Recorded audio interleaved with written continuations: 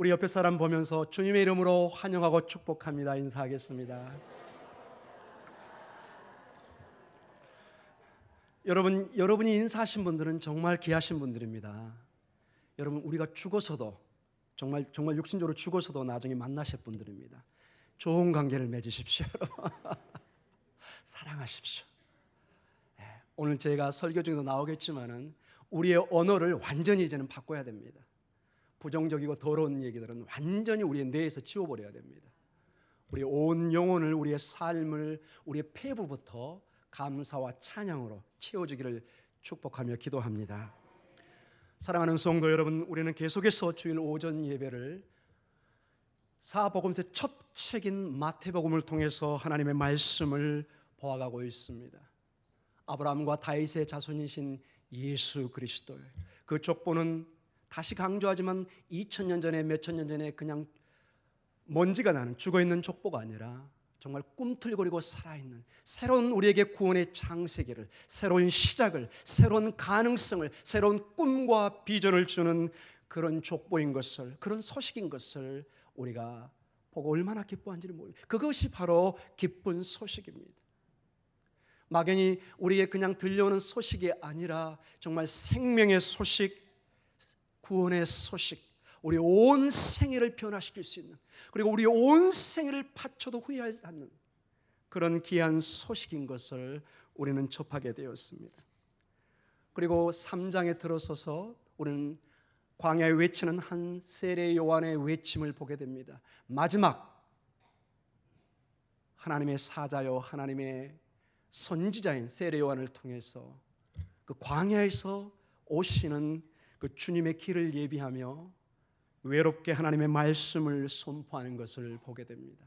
그러나 그의 외침은 외로운 선포가 아니라 수많은 하나님의 자녀들이 수천 년에 걸쳐서 그 말씀을 우리가 동일하게 지금 수행하고 있습니다. 수천 년을 통해서 목숨을 걸고 때로는 고난과 핍박을 통해서도 예수 그리스도가 우리의 생명이고 우리의 창세기요, 우리의 시작이요, 우리의 영원한 진리인 것을, 그분만이 우리의 안식과 생명인 것을 외쳐오고 있습니다. 아멘. 그것을, 아멘. 우리 어린아이 목소리가 들렸습니다. 아주 예민하게 들리네요. 우리 교회의 희망입니다. 그것을 우리 목동중앙교회가 지금 심각하게, 때로는 감사하게, 때로는 기도하며 그 목표를 우리가 감당하려고 몸부림치고 있습니다. 바라기는 우리 목동중앙교회가 이 마지막 때 정말 말로만 아니라 진짜로, 정말로, 제가 강조하고 있죠, 노아의 방주처럼 모든 사람에게 안식을, 생명의 구원을 주는 그런 방주가 되기를 기도합니다. 오늘 그러나 특별히 이 본문 13절과 17절의 말씀은 예수님께서 직접 세례 요한에게 와서 세례를 요구합니다. 여러분, 이 세례를 준다는 것은 그 윗사람이 아랫사람에게 주는 것이 대부분 관습입니다. 세례 요한은 직감을 했습니다. 이것은 단순히 내 조카나 내 동생뻘, 동네 친구나 집안 사람이 아니라 하나님의 아들이고 세상 죄를 짊어지고 하는 하나님의 어린 양인 것을 그는 영적으로 파악을 하고, 보라, 세상 죄를 짊어지고 가는 하나님의 어린 양을 보라고 외칩니다. 그는 정확하게 예수 그리스도가 하나님의 아들이요 생명의 메시아인 것을 보고 선포하는 모습을 보게 됩니다. 그런데 예수님이 와서 나에게 세례를 베푸라고 그럽니다. 처음에는 거절을 하죠. 주님, 저는 못합니다, 그렇게. 그러나 예수님께서는 세례 요한을 통해서 세례를 받는 모습이 나옵니다. 사랑하는 성도 여러분, 어떤 의미가 있을까요? 예수님께서 오늘 공생애를 시작하는 그 첫 출발에 앞서서 세례 요한을 통해서 공식적으로 세례를 받습니다. 세례 요한은 한 왕의 출범을 선포했습니다. 왕이 오십니다. 왕이 오십니다. 회개하고 천국에 합당한 열매를 맺으라고 얘기합니다. 그 길에서 수천 년 동안 기다렸던 그 약속의 그분이 이제 오고 계시다고 말씀하고 있는 것입니다. 그리고 세례요한은 이 세례를 주고 역사의 무대에서 이제 떠나갑니다. 그리고 드디어 주님이 전면에 나서서 복음의 실체인 주님이 생명의 사역을 해가기 시작합니다. 사랑하는 성도 여러분, 오늘 이 세례를 통해서 우리 주님은 우리 하나님께로부터 진정한 왕의 침식을 하고 있는 것입니다. 이 세례는 단순히 그냥 물로 이렇게 주는 것이 아니라 위로부터 성령에 의해서 하나님의 공식적인 인침을 통해서 바로 이 사람이 내 아들 예수 그리스도가 세상의 우주의 왕인 것을 정식으로 선포하는 날인 것입니다. 쉽게 얘기해서 여러분, 우리가 사귀면서 살 수 있습니다. 그러나 그것을 공식적인 법적인 부부로 부르기에는 난감할 때가 있습니다. 우리의 전통과 우리의 관습은 공식적으로 남녀가 만나서 빵빠레를 울리고 웨딩, 결혼식을 할 때 공식적으로 그 가정은 출발하고 우리의 축복 속에 그것을 우리가 기뻐할 수가 있습니다. 우리 주님도 바로 주님의 공식적인 공생의 삶을 오늘 세례를 통해서 이루고 있는 모습을 보여주고 있습니다. 사랑하는 성도 여러분, 이 세례를 통해서 예수님은 정식적으로 공식적으로 하나님께서 준비하신 그 자리에 자리매김을 하는 하나님의 왕의 통치가 이제 시작되는, 마치 우리나라의 대통령이 선거를 통해서 투표를 해서 당선이 됐습니다. 그러나 아직은 공식 대통령이 아닙니다. 언제죠? 침식을 해야 됩니다. 그리고 저 청와대에 자정할 때 공식적으로 그때부터는 그분의 말씀은 권위를 받게 됩니다. 그 누구도 함부로 거기에 대항할 수가 없습니다. 이제는 한 사람의 여인이나 남자가 아니라 한 나라의 대표로서 공식적인 책임을 가지고 업무를 시작하는 것입니다. 주님의 사역이 바로 오늘 세례를 통해서 이루어지는 것입니다. 세상의 왕들은 그냥 올리브 오일, 감람유를 통해서 왕이 되고 그들의 공식적인 생애의 공직을 시작했지만 오늘 본문을 통해서 보면은 하나님은 하늘로부터 그 인치심을 받게 됩니다. 마태복음 3장 16절에 중요한 말씀이 나옵니다. 마태복음 3장 16절 같이 읽겠습니다. 시작. 세를 받으시고 곧 물에서 올라오실새 하늘이 열리고 하나님의 성령이 비둘기같이 내려 자기 이에 임하심을 보시더니. 아멘. 하나님의 성령이, 하나님의 인치심이 그에게 임하기 시작합니다. 그리고 하늘로부터 음성이 들리기 시작합니다. 17절 우리 같이 읽겠습니다. 하늘로부터 소리가 있어 말씀하시되 이는 내 사랑하는 아들이요 내 기뻐하는 자라 하시니라. 아멘. 하나님이 공식적으로 이 메시아가 하나님의 아들이고 하나님이 기뻐하시는 사람이라고 우주의 왕이 이제 인치심을 하는 것입니다. 그 누구도 이제부터는 예수 그리스도의 사역과 그분의 말씀의 권위에 도전할 수 없는 것입니다. 이것은 긴 이스라엘의 전통 속에서 온 중요한 약속의 말씀의 성취입니다. 사무엘하 7장 12절과 14절에 바로 다윗에게 약속했던 말씀이 오늘 이 세례를 통해서 성취되고 있는 것입니다. 우리 같이 보겠습니다. 사무엘하 7장 12절과 14절입니다. 우리 같이 읽겠습니다. 시작. 내 수완이 차서 내 조상들과 함께 누울 때가 내가 내 몸에서 날 내 씨를 내 뒤에 세워 그의 나라를 견고하게 하리라. 그는 내 이름을 위하여 집을 건축할 것이요 나는 그의 나라 왕위를 영원히 견고하게 하리라. 14절입니다. 나는 그에게 아버지가 되고 그는 내게 아들이 되리니 그가 만일 죄를 범하면 내가 사람의 매와 인생의 채찍으로 징계하리라. 아멘. 오늘 다윗에게 하나님께서 말씀하십니다. 내가 너의 아버지가 되고 그는 또 너는 그리고 다윗의 후손들은 그 왕들은 내 아들이 된다는 중요한 메시아의 왕권의 약속을 합니다. 그래서 전통적으로 유대인이나 우리 기독교에서는 이 말씀이 가장 중요한 메시아의 왕권의 약속으로 해석을 하고 믿고 오고 있는 것입니다.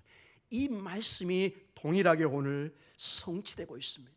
하늘에서 직접 하나님께서 아버지께서 그 아들이신 예수 그리스도를 이는 내 사랑하는 아들이요 내 기뻐하는 자라고 말씀하십니다. 사랑하는 성도 여러분, 계속해서 이 말씀은 시편의 중요한 시편 2편 7절과 8절의 말씀의 성취입니다. 우리 같이 한번 보도록 하겠습니다. 내가 여호와의 명령을 전하노라. 여호와께서 내게 이르시되 너는 내 아들이라. 오늘 내가 너를 낳았도다. 내게 구하라. 내가 이방 나라를 내 유업으로 주리니. 아멘. 이 사무엘하 7장 12절과 14절에 다윗 왕권의 메시아의 왕권의 영원한 언약을 주신 거라면은 시편 2편은 특별히 7절과 8절의 말씀은 바로 그 메시아의 왕의 약속입니다. 이 시편을 읽는 유대인들이나 모든 사람들은 이 본문을 읽으면서 왕 되신 메시아를 기다리고 또 기다리고 기다렸던 것입니다. 오늘 드디어 너는 내 아들이라. 오늘 내가 너를 낳았도다. 이 말씀이 오늘 마태복음 3장 16절과 17절을 통해서 이루어지고 있는 것입니다. 우리 예수님은 단순히 그냥 육신의 세상에 기름을 바르는 것이 아니라 하늘로부터 직접 하나님의 기름 부으심을 받고 있는 것입니다. 사랑하는 성도 여러분, 이것은 계속해서 이사야의 메시아의 약속에서도 이것이 성취되는 것을 보여줍니다. 이사야 11장 1절과 2절에 중요한 또 다른 메시아의 장이 나옵니다. 같이 보겠습니다. 이새의 줄기에서 한 싹이 나며 그 뿌리에서 한 가지가 나서 결실할 것이요 그의 위에 여호와의 영 곧 지혜와 총명의 영이요 모략과 재능의 영이요 지식과 여호와를 경외하는 영이 강림하시리니. 아멘. 이새의 줄기, 이새가 누구죠? 바로 다윗이 아닙니까 여러분? 그 줄기도 히브리 말로 나짜르입니다 여러분. 넷제르. 발음이 뭐가 비슷하죠? 나사렛과 비슷합니다. 나사렛에서 자란 예수 그리스도의 예언을 성취하는 것을 보고 있고, 하나님의 영이 여기는 구체적으로 나옵니다. 여호와의 영이고 지혜와 총명의 영이고 모략과 재능의 영이고 지식과 여호와를 경외하는 영이라고 말씀하고 계십니다. 제가 이제 결론 부분에 이 말씀을 다시 반복하겠지만은 우리는 예수 그리스도 안에 그리스도를 통해서 우리도 동시에 하나님의 자녀가 되는 특권을 얻었기 때문에 우리도 성령의 충만을 통해서 이 영을 받을 수가 있는 것입니다. 여호와의 영, 지혜와 총명의 영, 모략과 재능의 영, 지식과 여호와를 경외하는 영이 우리 안에 임하는 것입니다. 이것이 하나님이 우리에게 주신 특권입니다. 누구든지 그 아들을 믿으면 하나님의 자녀가 되는 특권을 주셨습니다. 이 특권 안에는 예수의 이름으로 기도하면 하나님이 응답을 하십니다. 우리가 그분의 이름을 가지고 아버지의 보좌에 가면은 이 성령의 충만함을 우리에게 허락해 주시는 것입니다. 이사야 42장 1절에 또한 중요한 메시아의 예언의 영이 나옵니다. 같이 보겠습니다.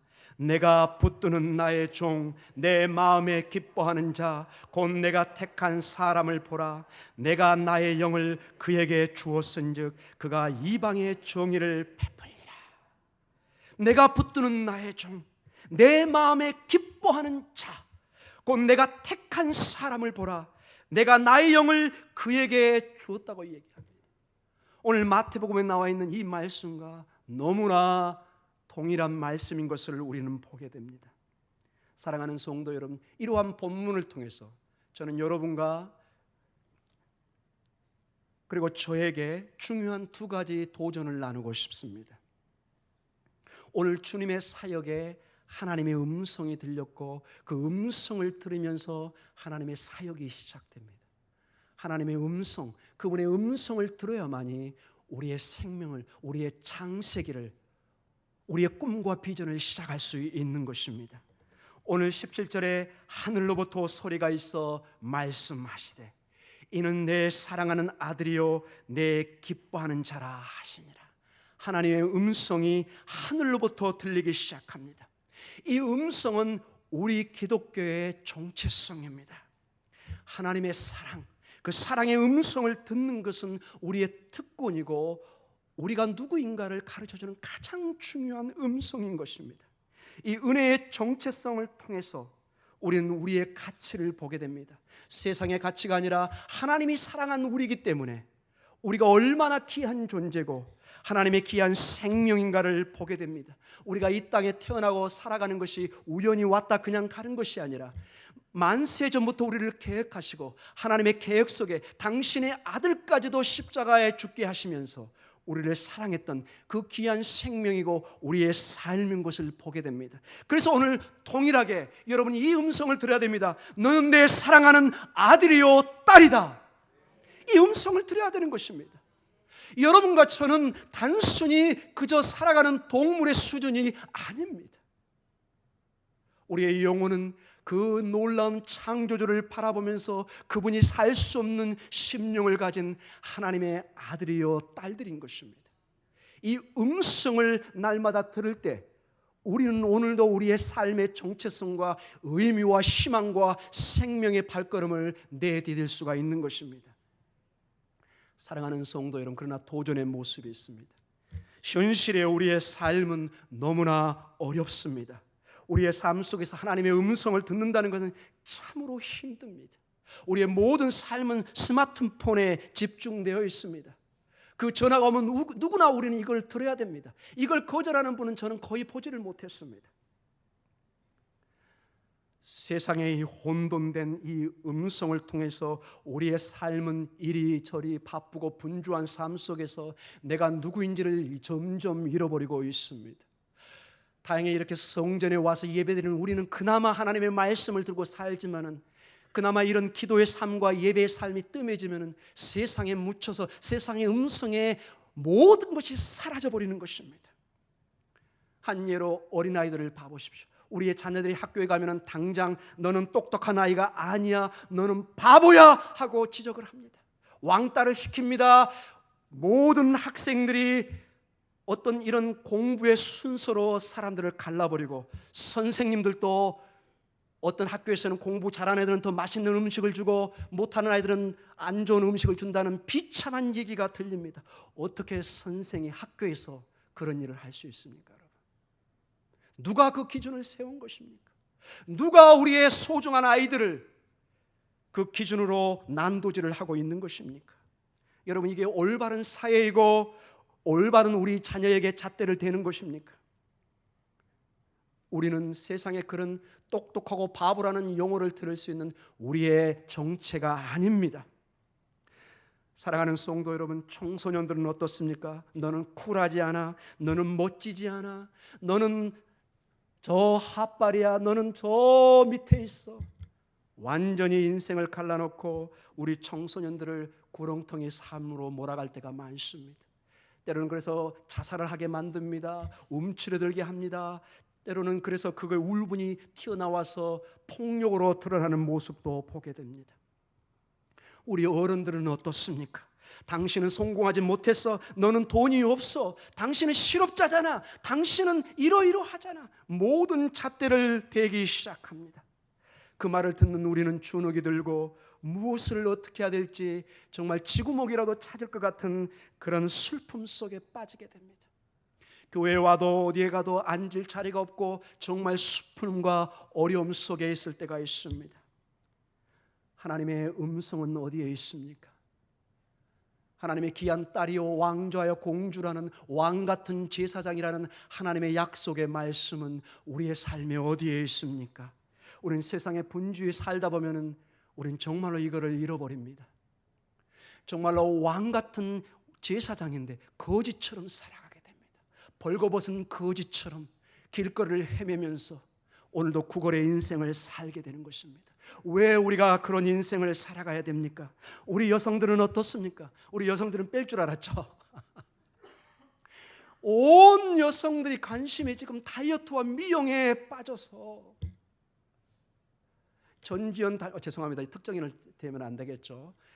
누구를 닮아가야 된다. 누구를 닮아가야 된다. 저 몸매 좀 봐라. 난리 복적입니다. 한국에서 저는 정말 충격을 받습니다. 한류란 이름으로 정말 감사하긴 하지만은 어떨 땐 너무 심한 걸 느낍니다. 어떻게 이제 15, 16, 17 먹은 애들이 똑같이 화장을 하고 그냥 성인처럼 춤을 추면서, 그것을 보는 우리 청소년들은 거기에 못 따라가서 그냥 한순간 난리와. 그래서 여러분 중학생은 좀 그렇겠지만 고등학교 끝나는 여학생들이 부모와 큰 약속이 뭔가요? 대학에 들어가서 합격이 되면은 강남의 유명한 성형가 가서 성형하는 게 소문이 나 있는 걸 보게 됩니다. 하나님이 주신 그 고귀한 얼굴들, 정말 혐오감만 주지 않으면 되는데 이것을 뜯어 고쳐서 공항에 나갈 때 이 사람이 누군지도 모를 정도로 정체성을 바꿔버리는 현실을 보게 됩니다. 저는 아름답고 그 아름다움을 추구하는 것이 나쁘다고 얘기하는 것이 아닙니다. 그러나 우리의 모든 기준이 세상의 잣대와 척도로 내 인생이 함몰돼가는, 내가 사라져가는 모습을 보게 됩니다. 왜 내가 나의 아름다움으로 설 수 없는 것입니까? 왜 나는 특정 누구를 닮아가야 됩니까? 이 사진을 주면서 저 사람처럼 나를 만들어 주세요. 어떻게 그렇게 살아야 됩니까, 여러분? 비참한 인생입니다. 그 아름다움이 영원히 지속됩니까? 60, 70, 80 되면은 다 우리는 죽음의 그 과정으로 가야 되는 것입니다. 온갖 방송에서 쏟아져 나오는 우리를 완전히 사로잡는 이 내용들에 우리는 빠져서 하나같이 비슷해집니다. 하나같이 그걸 따라가고 남을 의식하면서 살아갑니다. 이 사람이 이런 옷을 입으면 갑자기 몸에도 해로운 쫄티바자라고 온몸에 혈액을 방지하고 하는 그런 옷들을 입고 다닙니다. 그게 나쁘다는 건 아니지만 건강상 분명히 안 좋다는 얘기를 의사 선생님에게 몇 번을 들어서, 저도 그 비슷한 옷을 입어봤는데 정말로 혈액이 잘 안 통하는 걸 느꼈습니다.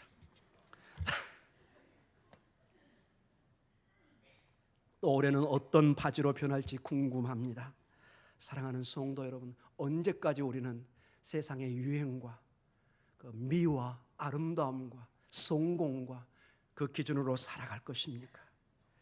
이러한 상황 속에서 우리는 하나님의 음성을 점점 멀리하고 듣지 못하게 됩니다.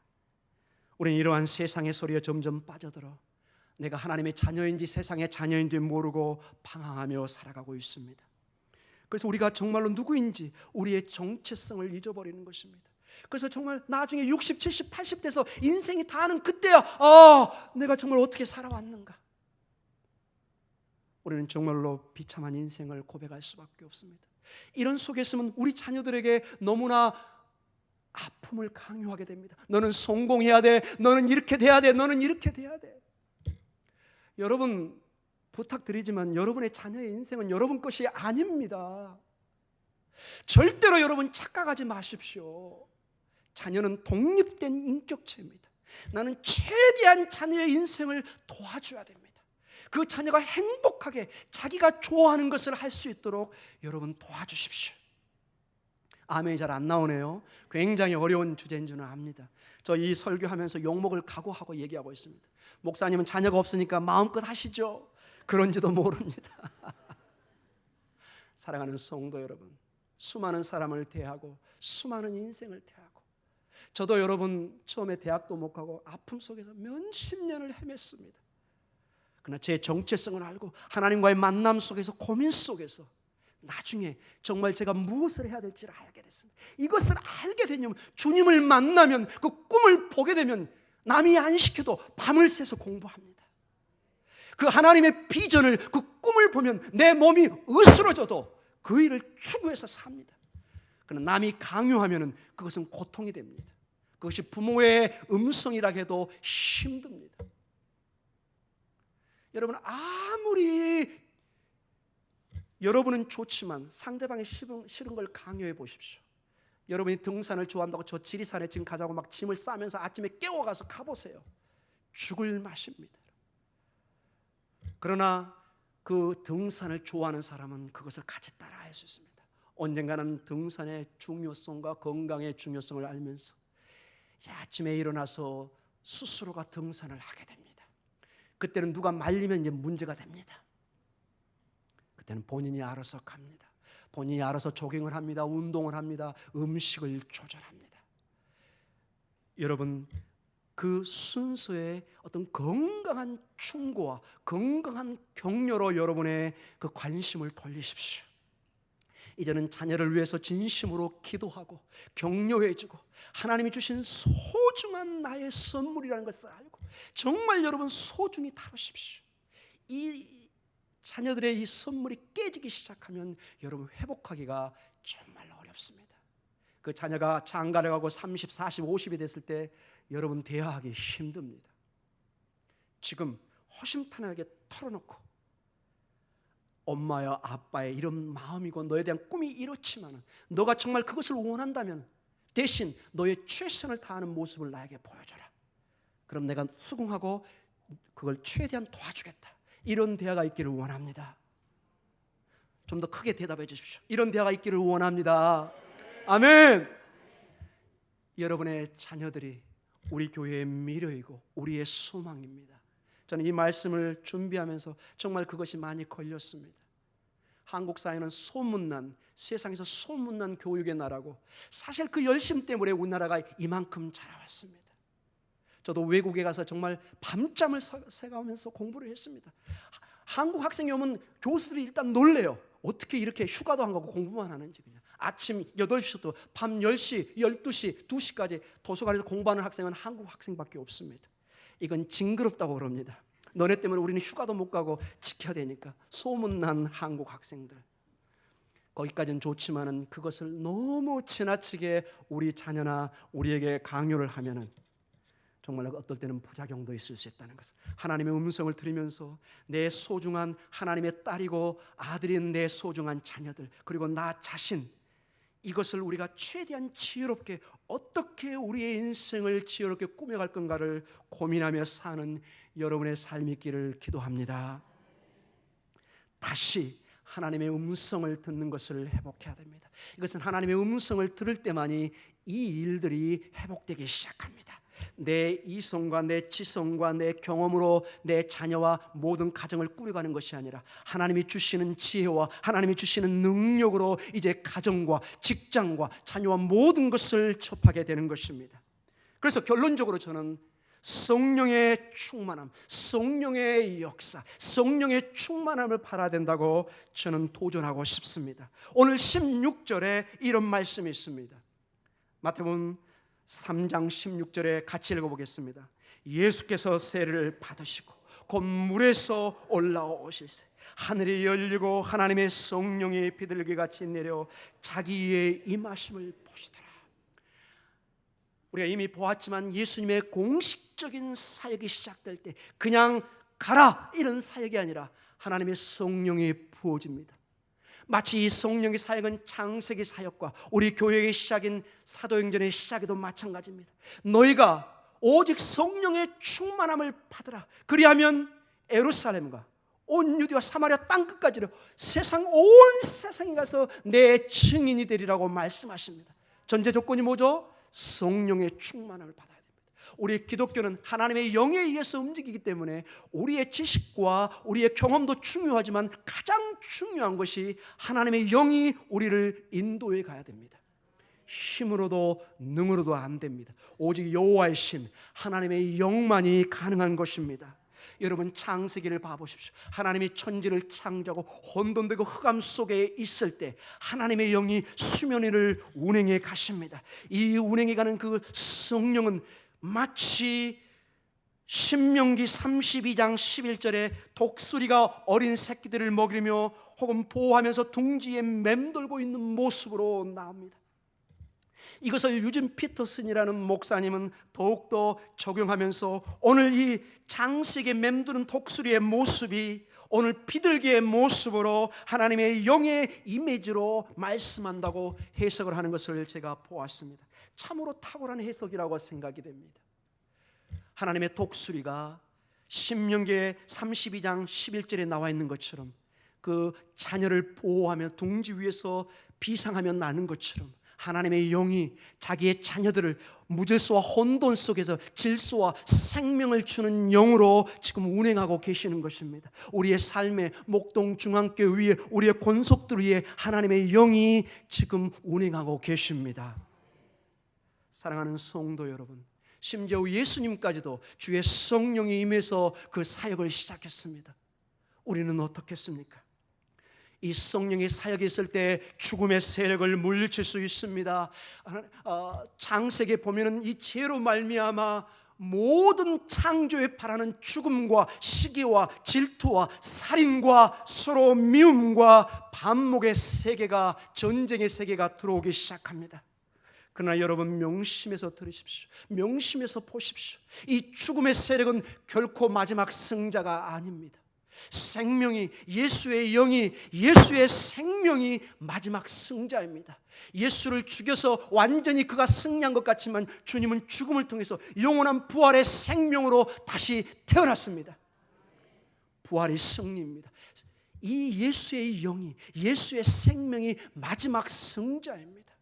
세상은 이 죽음이, 자신의 세력이 마지막 승자라고 우리에게 속삭입니다. 그래서 우리에게 그 음성을 들으라고 오늘도 유혹합니다. 이것이 진리야, 이것이 너희가 따라야 할 길이라고. 그렇지 않습니다. 그것은 여러분에게 죽음의 길로 인도해 갈 것입니다. 세상은 우리를 죽음의 길로 인도가 있습니다. 점점 강한 것을 요구합니다. 마약처럼 점점 더 높은 도수를, 강한 것을 요구해서 나와 내 가정과 완전히 내 인생을 폐인으로 결국 죽음의 길로 인도하는 것입니다. 주님은 우리에게 하나님의 자녀로, 하나님의 때로는 노예로, 하나님의 종으로 부르시지만은 우리를 자녀로, 하나님의 왕으로, 하나님의 왕 같은 제사장으로 바꾸십니다. 생명으로, 영원한 하나님의 자녀로, 영원한 생명책에 기록된 하나님의 자녀로 우리를 부르시는 것입니다. 주님의 영은 생명의 영입니다. 그 생명의 영이 오늘 마치 구약의 독수리처럼, 오늘 비둘기처럼 임하고 있는 것입니다. 하나님의 영은 죽음이 창고라는 이 창세기, 이 창조의 속에서 새롭게 한결같은 방식으로 끊임없는 생명의 영으로 우리에게 작용하고 있습니다. 언제나 이 혼돈과 불행 속에 생명의 길이, 창조의 길이 우리에게 주어지고 있고, 이 죽음과 맞서는 하나님의 영이 임하고 있습니다. 사랑하는 성도 여러분, 이제 우리는 예수의 영과, 예수님의 영과 시작해야 됩니다. 그래서 이 우리 교회를 죽음의 세력으로 몰아내는 더 이상의 반목과 아픔과 시기와 질투와 온갖 이 공동체를 깨는 것은 예수의 이름으로 쫓아내야 됩니다. 사랑과 희망과 순종과 믿음과 구원과 은혜와 찬송과 할렐루야요, 아멘과 이런 단어를 유진 피터슨 목사님이 나열을 해요. 이건 생명의 언어들입니다. 우리 교회도 이 생명의 축복의 단어들이 넘쳐나기를 원합니다. 권사님 축복합니다, 장로님 축복합니다, 목사님 사랑합니다, 이런 단어가 나오기를 원합니다. 저도 여러분을 보면서 축복합니다, 사랑합니다, 또 보고 싶습니다, 또 보고 싶습니다, 이런 축복이 있기를 원합니다. 바라기는 제 설교나 제 사역이 부족할지라도 이 주일의 사역이, 예배가, 기도의 시간이 그리워서 이곳으로 모이고 또 모이는 영들이 많아지기를 축복하며 기도합니다. 우리의 눈빛이, 우리의 심령이 그리스도의 영으로 새롭게 태어나는 모습을 보고 싶습니다. 하나님의 영으로 충만해지며 우리의 언어와 우리의 삶이 변화되는 모습을 보고 싶습니다. 그 영은 죽음을 이기는 생명의 영입니다. 우리의 자녀들을 살립니다. 우리의 미래의 희망과 생명을 줄 것입니다. 오늘 결론적으로 이사야 42장 1절의 말씀입니다. 내가 붙드는 나의 종, 내 마음에 기뻐하는 자, 곧 내가 택한 사람을 보라. 내가 나의 영을 그에게 주었은지 그가 이방의 정의를 베푸리라. 하나님이 붙든 여러분 귀한 종들입니다. 하나님의 마음에 기뻐하는 자들입니다. 하나님이 택함을 받은 사람입니다. 하나님의 영이 임하는 여러분입니다. 여러분은 고귀한 하나님의 아들과 딸들입니다. 더 이상 세상의 음성들이, 세상의 척도가 여러분을 지배하지 못하게 하십시오. 과감히 예수의 이름으로 거절하십시오. 하나님의 영으로 이제는 당당히 믿음으로 승리의 삶을 사십시오. 그것이 하나님이 여러분에게 인치신, 하나님이 포장한 놀란 우리의 신분입니다. 그 놀란 회복의 삶이 이 공동체와 여러분의 삶과 여러분의 직장과 우리 자녀들 위해 충만히 임하기를 축복하며 기도합니다. 기도하겠습니다.